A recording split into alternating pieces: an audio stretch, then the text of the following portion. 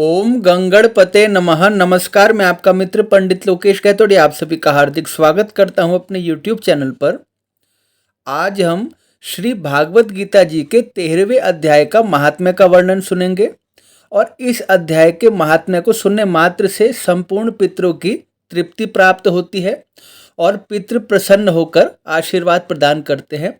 इस महात्म्य की बड़ी अद्भुत महिमा बताई गई है और अगर आपने अभी तक हमारे चैनल को सब्सक्राइब नहीं किया तो प्लीज़ सब्सक्राइब करके बेल आइकन जरूर प्रेस कीजिए ताकि भविष्य में भी आपको इसी प्रकार वीडियो का नोटिफिकेशन सबसे पहले प्राप्त हो सके। और अब आप हमारे चैनल पर मेंबरशिप भी ज्वाइन कर सकते हैं जहां पर आपको आपके लिए उपयोगी टिप्स और स्पेशल वीडियो प्रदान की जाएगी।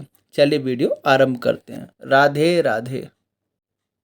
श्री महादेव जी कहते हैं, हे देवी पार्वती, अब 13वें अध्याय की अगाध महिमा का वर्णन सुनो। उसको सुनने से तुम बहुत प्रसन्न होगी। दक्षिण दिशा में तुंगभद्रा नाम की बहुत बड़ी नदी है। उसके किनारे हरिहरपुर नामक रमणीय नगर बसा हुआ है। वहाँ साक्षात भगवान हरिहर विराजमान है, जिनके दर्शन मात्र से परम कल्याण की प्राप्ति होती है। हरिहरपुर में हरि दीक्षित नामक एक श्रोत्रिय ब्राह्मण रहते थे, जो तपस्या और स्वाध्याय में लीन तथा वेदों के पारगामी विद्वान थे। उनके एक स्त्री थी जिसे लोग दुराचारा कहकर पुकारते थे। इस नाम के अनुसार ही उसके कर्म भी ऐसे ही थे। वह सदा पति को कुवाच्य कहती थी, अपशब्द कहती थी। उसने कभी अपने पति को संतुष्ट नहीं किया, हमेशा अपने पति को दुख देने का ही कार्य किया।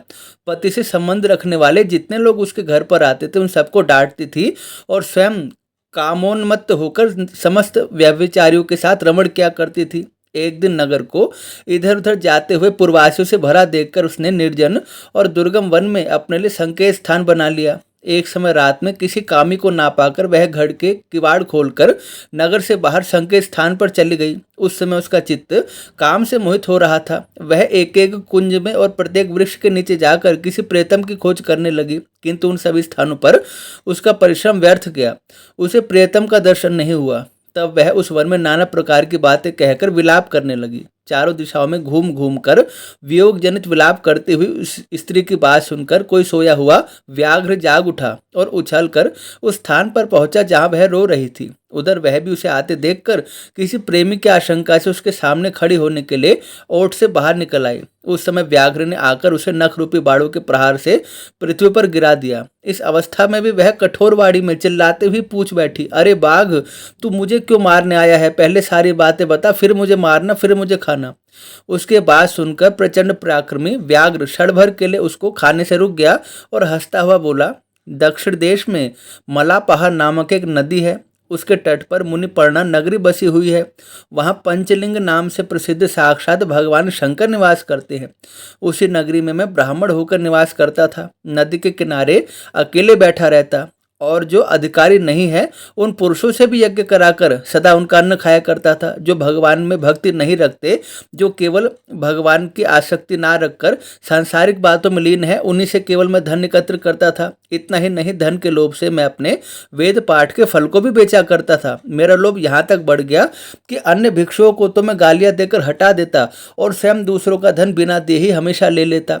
ऋण लेने के बहाने में सबको छला करता था। कुछ काल व्यतीत होने पर मैं बूढ़ा हुआ, मेरे बाल सफ़ेद हुए, आंखों से दिखाई नहीं देता था और मुंह के सारे दांत टूट गए। इतने पर भी दान लेने की मेरी आदत नहीं छूटी।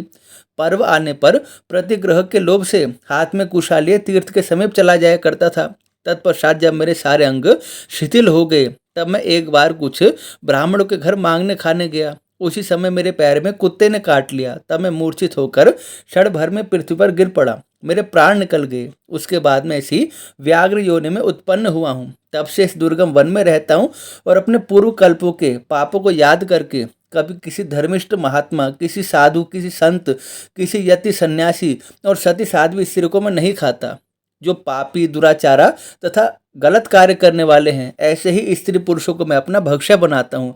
अतः तू पापी होने के कारण अवश्य ही मेरा ग्रास बनेगी। यो कहकर वह अपने कठोर नखों से उसके शरीर के टुकड़े टुकड़े करके खा गया। इसके बाद यमराज के दूत उस पापिनी को अपनी नगरी में ले गए। वहाँ यमराज की आज्ञा से अनेकों बार उसे भयंकर कुंडों में गिराया। करोड़ों कल्पों तक उसमें रखने के पश्चात 100 मनवंतर तक उसे रौरव नरक में रखा। फिर चारों ओर मुंह करके दीन भाव से रोती हुई उस पापिनी को वहां से खींचकर दहनानन नामक नरक में गिराया। उस समय उसके केश खुले हुए थे और शरीर भयानक दिखाई देता था। इस प्रकार घोर यातना भोग चुकने पर वह मनुष्य योनि में उत्पन्न हुई, किंतु इस समय भी पूर्व कल्प के पापों के अनुसार उसने बड़ा दुख पाया। उसका आचरण भी शुद्ध नहीं था और सब प्रकार से रोगों से घिरी रहती थी। उसे कोढ़ हो गया, राज यक्षमा का रोग हो गया, नेत्रों में पीड़ा होने लगी तो और भांति भांति से वो दुख पाने लगी। फिर कुछ काल के पश्चात वह पुनः अपने निवास स्थान को गई, जहाँ भगवान शिव के अंतःपुर की स्वामिनी जम्बका देवी विराजमान है। वहां उसने वासुदेव नामक एक पवित्र ब्राह्मण का दर्शन किया, जो निरंतर श्री भागवत गीता जी के 13वें अध्याय का पाठ करते थे। उनके मुख से श्री भागवत गीता जी का पाठ सुनने मात्र से वह उस पाप में शरीर से मुक्त हो गई और दिव्य देह धारण करके स्वर्गलोक को प्राप्त हो गई, और फिर उसके संपूर्ण कर्मों का क्षय हो गया और वो भगवान को प्राप्त हो गई। इस प्रकार श्री भागवत गीता जी के इस अध्याय की बड़ी महिमा बताई गई है। इस अध्याय को सुनने मात्र से मनुष्य को किसी भी प्रकार का भय नहीं रहता, किसी भी प्रकार की आपत्ति विपत्ति या पाप उसके समीप नहीं आता।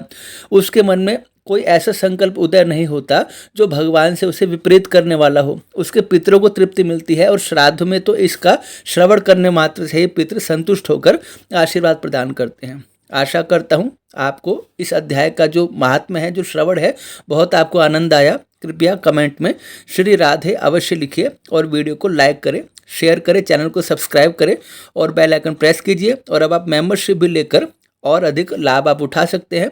पुनः भेंट होगी नए विषय के साथ। तब तक के लिए आप सभी को जय श्री राम।